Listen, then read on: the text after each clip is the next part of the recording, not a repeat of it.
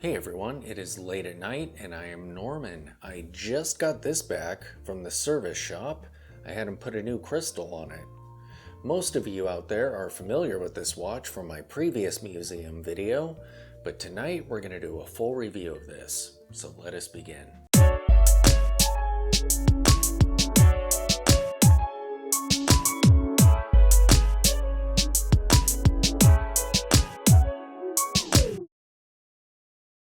So I've already done a review of my 38mm Movado Museum, and that's a decent size, but with the cylindrical Bauhaus case, it looks very large. And so when I got that and realized that I actually really love the museum, even more than I thought I would, I've been intrigued by them for a while, but never bothered buying one until I got that one. And when I realized just how much I loved it, I decided I would hunt for one in a smaller size than even 38. And I remember coming across a listing while I was hunting for that one that mentioned 36 millimeters. So I did a bunch of scouring and I ended up coming across the reference number 84E40863. And armed with that reference number, I was able to track this watch down. Now, as soon as I ordered it, I began researching what it would take to replace the crystal because it was obvious that there was scratches on there. However, I didn't realize that that crystal basically looked like someone accidentally dropped it on a belt sander. So I reached out to a Movado repair site and they said that they would only be able to replace it with whatever was in it already, which was mineral. And mineral is no good. It's soft enough to scratch, but so hard that it's difficult to buff out the scratches. So once again, I reached out to TikTok Watch Repairs and asked them if it would be possible to put a sapphire crystal in this, and to my surprise, they said that it wouldn't be a problem at all. So here it is, a sapphire crystal. Yes. Currently, I have this watch on one of my Timex Marlin lizard grain straps.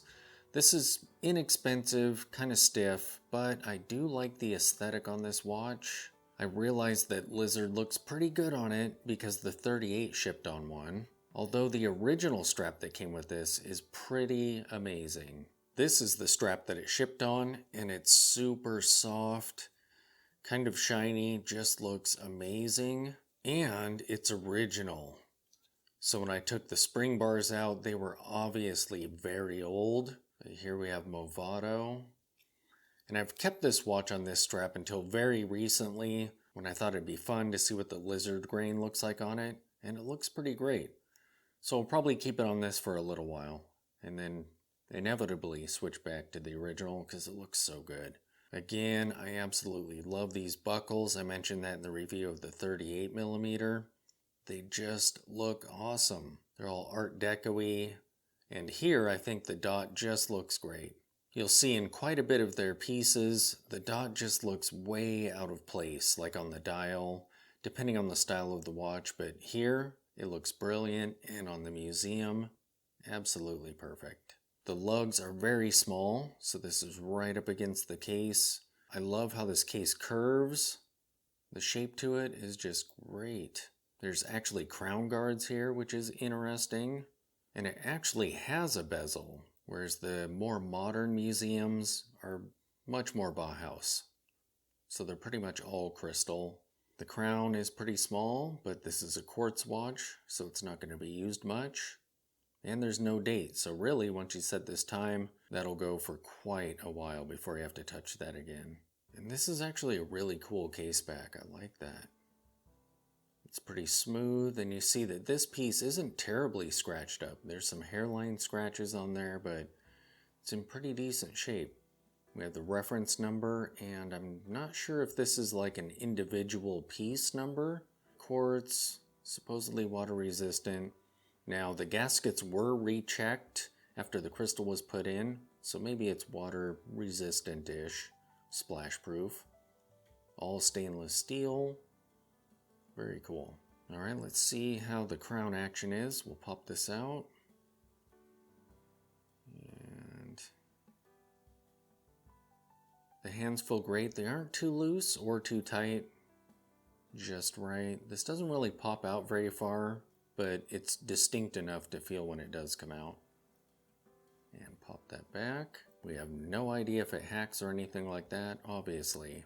You see that it has a sunburst, which is different from the more modern pieces, which have a deep, deep black mirrored face on there. With the old crystal on here, it just kind of looked dirty with all the scratches everywhere. And the dial, I couldn't tell if the dial was starting to fade or not. The crystal was just too roughed up to tell for sure.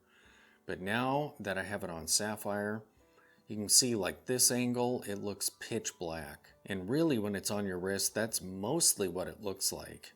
Here we're seeing the sunburst just from the studio light here. And the camera really picks that up more than just normal light does when you're wearing it. I mean, this sapphire crystal is 100% improvement. And look at the condition of this case. Now that it has a new crystal on it, it's totally like getting a vintage watch brand new. It's like wearing a brand new Movado, but absolutely vintage style. And there is the iconic dot. You can almost see a reflection of it on that dial. Although I suspect it's probably reflecting off the crystal, but it really gives the look of the mirrored dials that you see on the modern ones. It's so weird how much I love the museum aesthetic. So strange. I mean, these are essentially fashion watches, but this design kind of elevates them into almost their own category. Kind of like swatches. I mean, swatches are affordable, plastic, throwaway watches, but because they're swatches and the design of them just kind of puts them in their own category entirely. Alright, as for the specifications on this watch, I hunted around trying to find a manufacture date for this, and it's really weird, at least in my experience.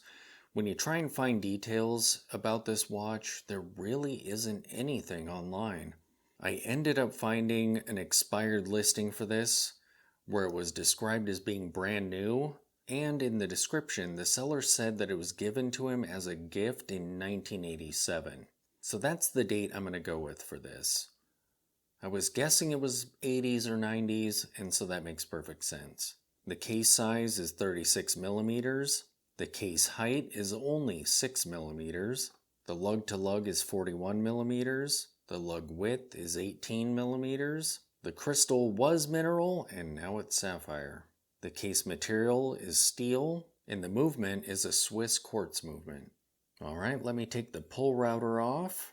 These are pretty much the only two watches I've been wearing for the past week or so. But let me take this off, and I'll show you what this looks like on my 7-inch wrist. And here is what the vintage 36mm Movado Museum looks like when you're wearing it. Look at how thin, elegant, classy, and minimal that is. Ah, the buckle. It looks really good on this lizard grain. I'm gonna have to get a decent lizard grain strap and put it on this. Maybe one that's not quite so glossy. The 38mm had one like that. It's not quite as shiny as this. It's a little bit matte and it looks really cool. Yeah, that watch is so sweet. I love it.